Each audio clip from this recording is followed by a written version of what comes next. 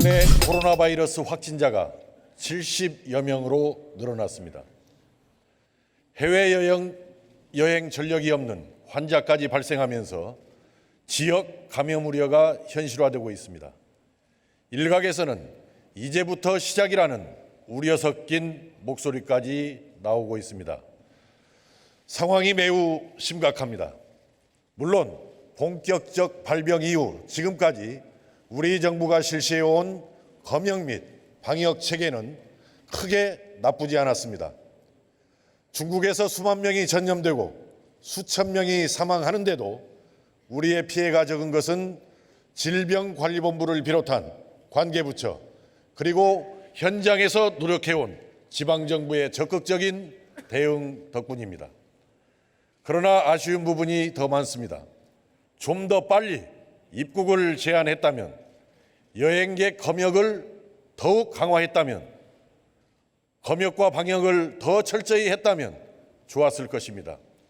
그러나 지금은 잘잘못을 따질 때가 아닙니다. 우선은 정부를 믿고 따라주어야 합니다. 스스로 조심하고 서로 협력해 가야만 이 위기를 극복해 나갈 수 있습니다. 어제 오늘의 급박한 사태를 가벼이 보아서는 안 됩니다. 정부는 가능한 모든 방법을 동원하여 추가 확산 저지에 나서야만 합니다. 코로나 사태가 완전히 종결될 때까지 절대로 긴장의 끈을 놓지 말고 최선을 다해 주실 것을 강력히 당부드립니다. 그러나 질병에 대한 대응과는 달리 경제적 피해에 대한 대응은 매우 부족합니다. 이번 코로나 사태의 진짜 무서운 점은 우리 경제에 치명적이라는 점입니다. 이명박 박근혜 정권의 경제정책 실패를 바로잡지 못한 채 오히려 근본 없는 소득주도 성장 정책과 급격한 최저임금의 상승, 부동산 가격 폭등 등으로 사경을 넘나들고 있는 우리나라 경제에 이번 코로나 사태가 사망 선고를 내릴 수도 있습니다. 여러 분석에 따르면 중국은 이번 코로나 사태로 인해 연간 성장률이 당초 예측치보다 10%가량 하락할 것이라고 합니다. 중국의 경제 충격은 특히 대중국 무역 의존도가 높은 우리나라에 직접적으로 작용할 것입니다. 모건 스탠리는 이미 우리나라 1분기 성장률이 지난해보다 최대 1.1%포인트가량 하락할 것으로 예측하였고, 무디스는 올해 우리나라 예측 성장률을 다시 1%대로 끌어내렸습니다. 최악의 경우 국내 관광산업의 일자리 7만 8천 개가 사라진다는 전망까지 나왔습니다. 상황이 대단히 심각합니다. 그런데도 우리 정부는 아직까지 경제 위기에 대한 구체적인 대안을 내놓지 못하고 있습니다. 예년 같았으면 당장 추진했을 추경에 적극적이지도 않은 것 같습니다. 그 이유는 간단합니다. 그동안 너무 추경을 남발해 왔기 때문입니다. 정부는 지난 19년 동안 무려 17번이나 추경을 했습니다. 이번 정부 들어서서도 첫 해인 2017년 일자리 추경에 이어 이듬해 청년 일자리 추경, 지난해 미세먼지 및 일본 수출 규제 대응 추경 등 매년 추경이 일상화되었습니다. 원래 추경이란 지금과 같이 예상치 못한 국가적 재난이나 어려움이 발생했을 때 사용하는 일종의 비상금입니다. 그런데 세금이 좀 더 거쳤다고 이를 저축하기는커녕 그때그때 허겁지겁 다 써버리고 나니 이제 정작 큰 어려움이 닥쳤는데도 주저하고만 있는 것입니다. 금년도 예산 범위 내에서 이용과 전용을 통해 대처하는 데 한계가 있다면 지금이라도 당장 코로나 추경을 편성하여야 합니다.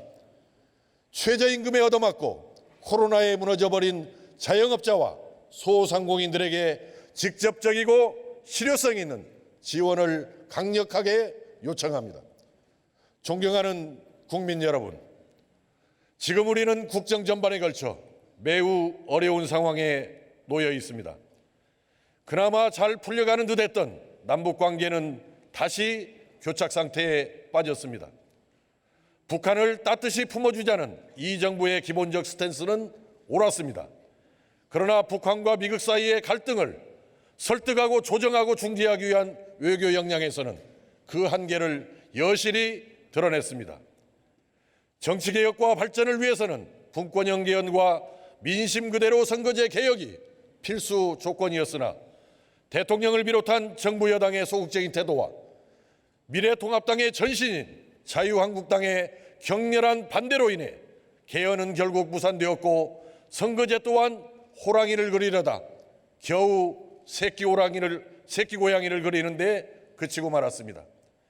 야심차게 시작했던 20대 국회는 전반기만 해도 제가 위원장으로 있던 교문희 국정감사로 시작하여 최순실 국정농단을 낱낱이 밝혀내고 촛불 민심에 힘입어 대통령의 탄핵까지 이끌어내는 등 가시적인 성과를 냈습니다.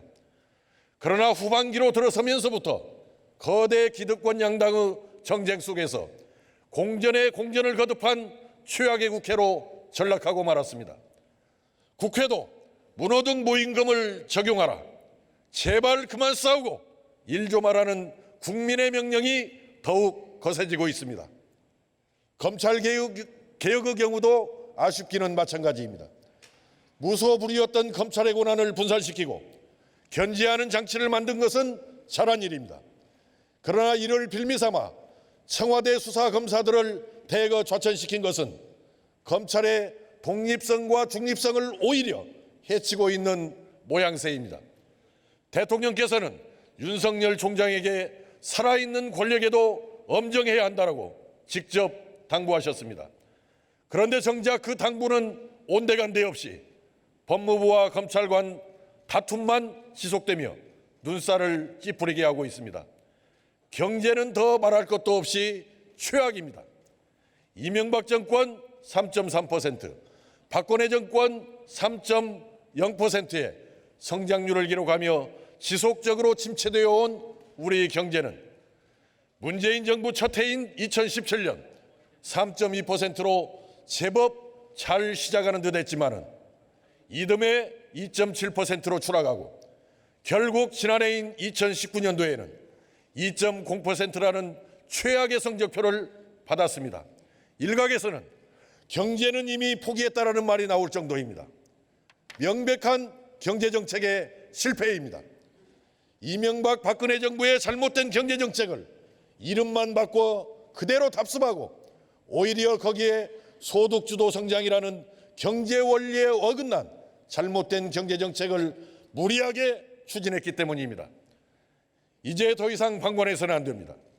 추락하는 대한민국의 성장 잠재력과 국제 경쟁력, 성장 지속력을 제고해 나가기 위해서는 DJ노믹스를 다시 배워야 합니다. 국가적 위기를 슬기롭게 극복했던 그때 그 정신으로 돌아가 공공개혁과 노동개혁, 교육개혁을 완수해서 우리가 꿈꾸는 새로운 세상을 만들어가야 합니다.